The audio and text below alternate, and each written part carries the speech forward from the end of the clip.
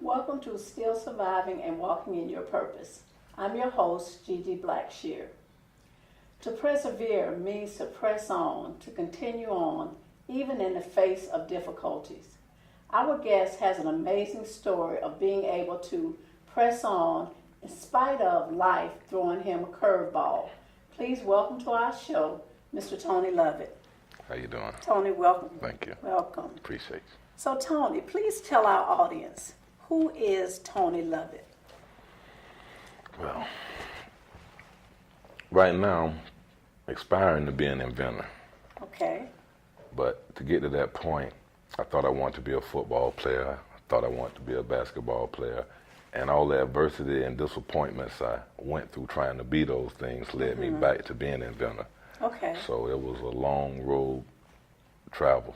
You say a basketball player and a football player? Yeah, well, football was my first love. And at the age of 10, I had an accident with my right eye. I got hit out with a screwdriver. Oh, and I have a detached retina. And I wasn't allowed to play football anymore. So they, I was allowed to play basketball, and I fell in love with basketball, and I, became pretty good. But I had the doctors telling me that I wasn't going to be able to put the ball in the basket because my depth perception would be off because of the lack of the vision in the right eye. But from practicing and from seeing through that, everything I do now, it seems like, I can't hear no, So you continued on to play basketball even though they told you? Yes, I ended up playing JV basketball and varsity basketball in high school. Okay, yes. Okay, so you wouldn't let them stop you? No, I couldn't let them stop me. That is awesome, that is awesome. Stop me. So you shifted from, so that had to take a mindset shift, right? Right. To shift from what you thought you were going to do, Right. then, which was football, and then Right. going over to basketball, Right. and then being able to do that. You were able to press through that first no, Yes. and then still be able to do something that you love doing. So that is really awesome. Right. So you said you played JV basketball. Right. And how did that lead you to doing the invention?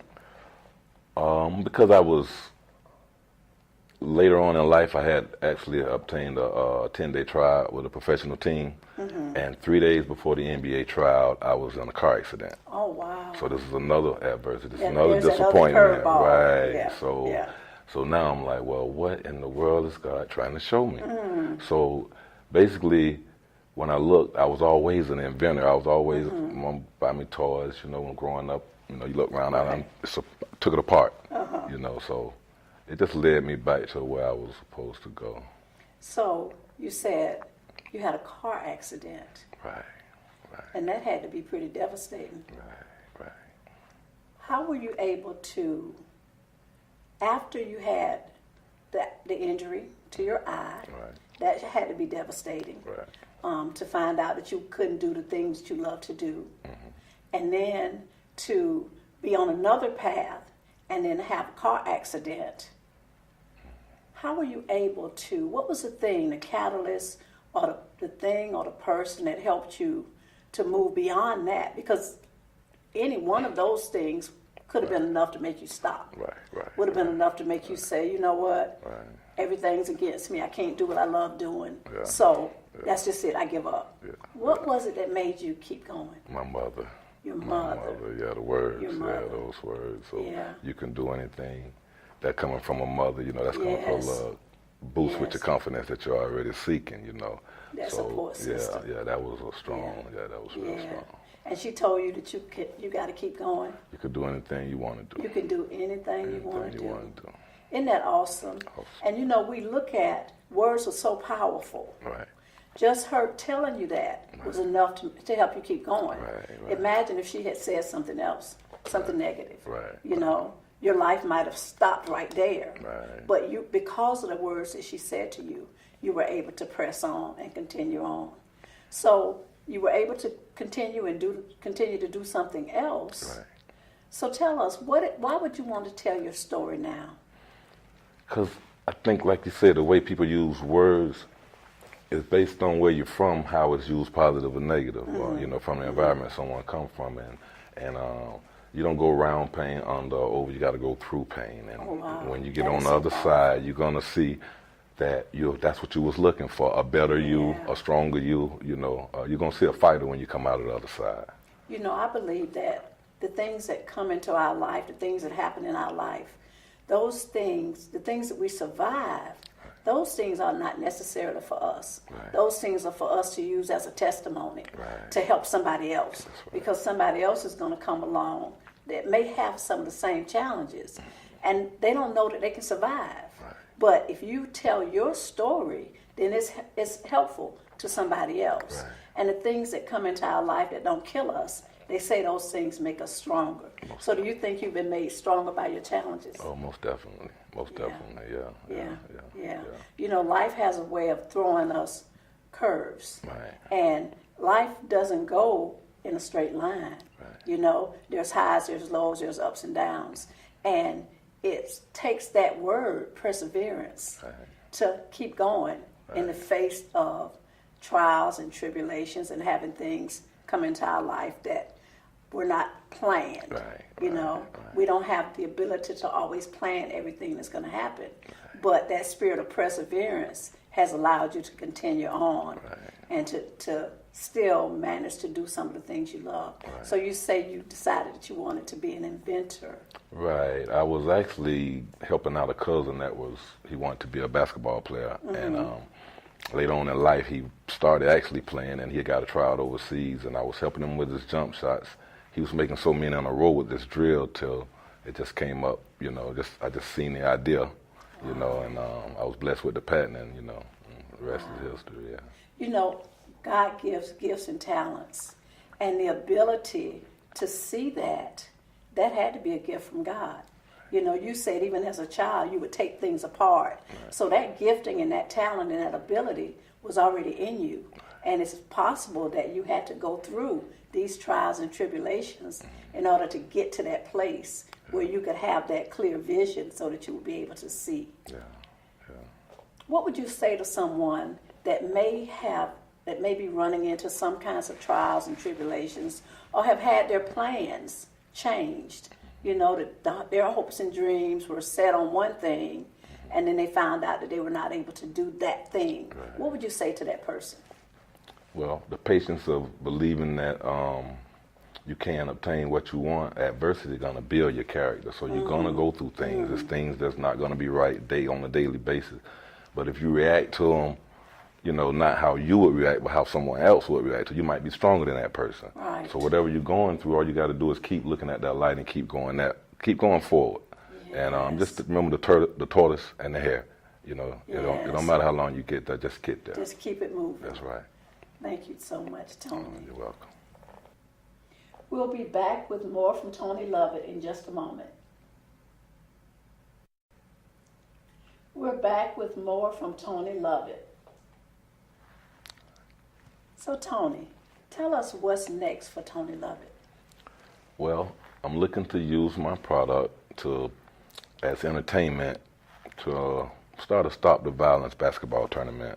Oh, wow. And turn it into a movement where it's just, you know, where you can have them focus on love more than hate, you know, because they don't even know each other, and they're hating each other, and this is what's, it's not. Yeah, so you said your product. Talk to us about your product. Okay. What is it? Well, I have the latest programmable basketball shooting machine. It's operated by remote control. It's ran manually or automatic, and it spins on a 180 axis, so you can actually practice a three-point shot or free throws. Wow. And it's operated by remote control, so it's going to be affordable for the general public. Oh, so you already have a patent on it? Yes, it was patented in 2012. Oh, wow, that is awesome. Right. And it's such a blessing that you're going to use that not just for monetary gain, but that you're going to use it to make a difference in the community. That is so powerful. Definitely. I truly believe that the gifts and the talents that God gives us, it's for us to use to help others, to make the world a better place. Right. So when you take that gift and that talent and that ability and begin to use it to be a blessing to others, then you see the blessing come back on you. So that is so awesome and so amazing. So Tony, how can someone that was interested in supporting your vision and supporting your invention, how can they help? Well, through a Kickstarter campaign.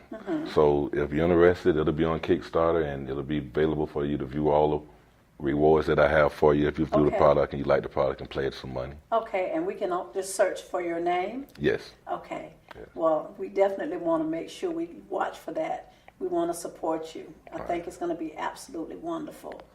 Tony, thank you so much for sharing your story with our audience. No problem. Thank you so much for coming to our show. All right. Thank you. Thank you for having me. Next, we're going to hear from Dr. Mia Wilson with some additional resources. We are back with Dr. Mia Wilson. Dr. Wilson, welcome back to our show. Thank you. After listening to Tony's story, his story was filled with curveballs.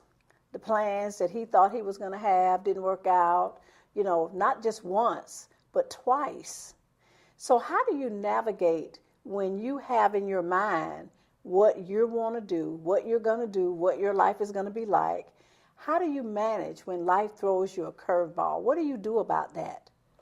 Well, that's a great question, Gigi. One of the things is, we have in the psychology world the power of positive thinking. And so one thing is to be able to surround yourself with a very powerful network of support system. So it could be family members, because I know he mentioned his mother. Mentioned his mother, right. So having family members who's like your rah-rah, your cheerleaders, and you having a mentor, somebody that is doing something that you want to do, having that mentor to say, hey, how did you get there? Let me, show me the path. Sometimes ministers can be very a blessing. Sometimes we can have a prayer partner. It doesn't have, and sometimes your prayer partner can be your motivator, kicker, or your kick butt friends that get you out there to say, hey, you know what? Yeah, you can do it. We may run into naysayers, and it's up to you what you're going to filter in and filter out. But making sure that you have just that good network of people, and that you have your eyes on your goal, because you got to remember that's your life. Yes. It is your life, and and what you want to do with it, nobody can turn that away, because that's your destiny. That's what your blessings are. So again, it's about taking responsibility for your own life, taking back control. In spite of the curveballs of life, you still have an opportunity to take those things and turn them around to your advantage. Right. Because you have control over your own life. Yeah, you really do. And it's important to remember that. Yes. That we are in control of our own lives. And it's also important too to remember that your support system is only as good as you're going to utilize it. That's a good word. And in Tony's case, his mother was an awesome, powerful support system for him. And just her words of encouragement was enough to help him to keep going and to keep moving. Yes. So we know that words have power. Yes. And we need to remember that when we're speaking words out of our mouth. Right. Dr. Wilson, thank you so much for coming back to our show. Thank you. Okay. After listening to Tony's story, we know that words are powerful. We heard how his mother spoke encouraging words to him that allowed him to keep going, even in the face of adversity. So we should keep in mind that the words that we speak have power. They have the ability to make or break another person's self-esteem, to keep them either motivated or to bring them down. Words have power. We should use them wisely. Thank you so much for watching our show.